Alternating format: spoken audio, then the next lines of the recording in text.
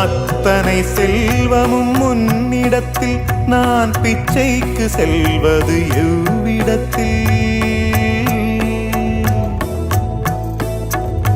அத்தனை செல்வமும் உன்னிடத்தில் நான் பிச்சைக்கு செல்வது எவ்விடத்தில்? வெறும் பாத்திரம் உள்ளது என்னிடத்தில், அதன் சூத்திரமோ அது உன்னிடத்தில்.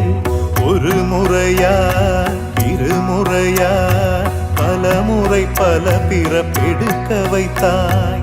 புதுவினையா பழவினையா கணம் கணம் தினம் என்னை துடிக்க வைத்தாய். பொருளுக்கு அலைந்திடும் பொருளற்ற வாழ்க்கையும் துரத்துதே.